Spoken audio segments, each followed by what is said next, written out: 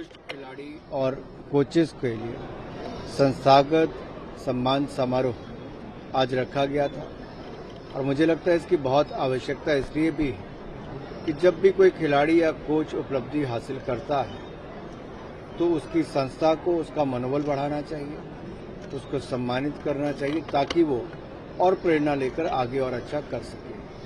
Sports authority of India ने भी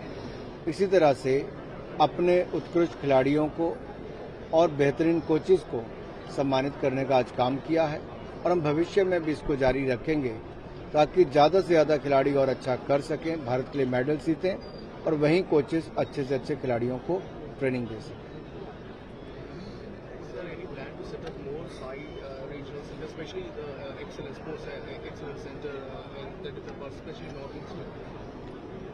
जहां एक और स्टेट सेंटर ऑफ एक्सीलेंस और नेशनल सेंटर ऑफ एक्सीलेंस राज्यों में बनाए जा रहे हैं, वहीं पर खेलो इंडिया सेंटर्स, ताकि कोई पूर्व खिलाड़ी भी है वो एक कोच की भूमिका निभाना चाहता है और अपने यहाँ पर किसी एक स्पेसिफिक गेम को प्रमोट करना चाहता है तो उसके लिए भी खेलो इंडिया सेंटर जो है उसकी स्थापना की जा रही है। ऐसे 1000 सेंटर्स देश भर में बनाए जाएंगे ताकि हम खिलाड़ियों को भी उनकी रिटायरमेंट के बाद अगर वो कोचिंग के क्षेत्र में आना चाहते हैं तो उनको भी फायदा मिलेगा और उन खेलों के लिए भी जो खिलाड़ी अपनी इच्छा रखते हैं खेलने की, अलग अलग सेंटर्स में प्रशिक्षण लेने के अवसर मिलेंगे। सर, पैरा ओलंपिक के अंदर भी भारतीय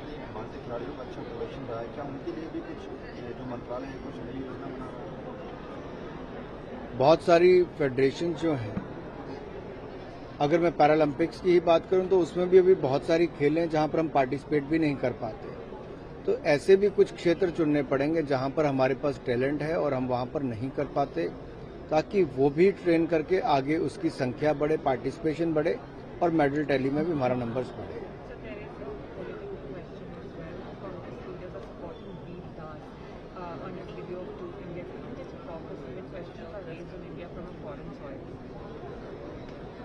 सर, इसके अलावा मतलब कंगना की तरफ से एक और बयान उन्होंने बोला है कि अगर आप दूसरा कर देते हैं मतलब कि वो ठीक है, आज़ादी नहीं है। आप कैसे देखते हैं सर इसके ऊपर? मुझे लगता है किसी व्यक्ति की टिप्पणी पर मुझे कुछ कहने की आवश्यकता नहीं है। एक आखिरी सवाल सर, क्रिकेट जो है सर हमारे देश में इतना अच्छा है और हम एक लंबा अरसा हो चुका है हम पाकिस्तान नहीं गए हैं, लेकिन अब आईसीसी जो है वो 2025 का चैंपियंस ट्रॉफी वो पाकिस्तान में रख रही है। हमने न्यूट्रल वेन्यू पे तो बहुत खेला है, हमारा आईसीसी का प्रोटोकॉल, बट क्या गवर्नमेंट इसके ऊपर में कॉल लेगी सर? देखिए, जब वो समय आएगा तो भारत सरकार ने पहले भी होम मंत्रालय ने, गृह मंत्रालय ने अपना निर्णय भी सुनाया है और अंतर्राष्ट्रीय स्तर के जब चैंपियनशिप्स होती हैं उस पर बहुत सारे पहलुओं पर ध्यान दिया जाता है और आपने पूर्व में भी देखा होगा बहुत सारे देशों ने पुल आउट किया है वहां पर जाकर खेलने से, क्योंकि वहां की जो स्थितियां हैं वो सामान्य नहीं है। वहां पर जो दिक्कत आती है वो सुरक्षा की दृष्टि से, जिस तरह से पूर्व में भी टीमों के ऊपर हमले हुए, वो अपने आप में चिंताजनक है। तो जब वो समय आएगा, उस समय की स्थितियां क्या होंगी, तब सरकार निर्णय करेगी।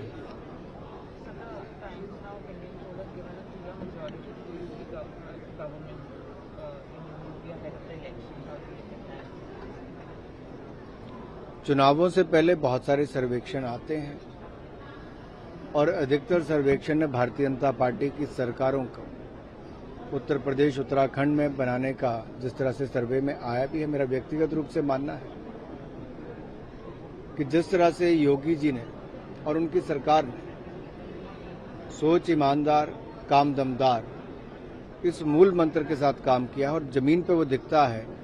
कि गुंडा राज को, माफिया को किस तरह से कुचलने का, खत्म करने का काम किया, आम जनमानस में किस तरह से एक विश्वास बढ़ा है और किस तरह से विकास को उत्तर प्रदेश के कोने कोने तक पहुंचाने की शुरुआत की है। मुझे पूर्ण विश्वास है उनके अच्छे कार्य को देखकर जनता एक बार फिर पहले से ज्यादा सीटें से भारतीय जनता पार्टी को जिताएगी। एक क्वेश्चन होता वो हॉकी वाले इशू में कुछ बातचीत हुई है? हॉकी इंडिया से क्या निर्णय हुआ है, क्या डिसाइड हुआ है? कॉमनवेल्थ मुझे पूर्ण विश्वास है कि हॉकी इंडिया खिलाड़ियों के हित में निर्णय लेगी और जब भी हमारी चर्चा होगी तो सकारात्मक ही होगी। नमस्कार, मैं हूं मानक गुप्ता। अगर आपको हमारा ये वीडियो पसंद आया हो तो इसे लाइक और शेयर जरूर करें और हां, हमें सब्सक्राइब और फॉलो करना ना भूलें ताकि आप देश और दुनिया की कोई खबर मिस ना करें। तो जुड़े रहिए हमारे साथ और देखते रहिए News 24।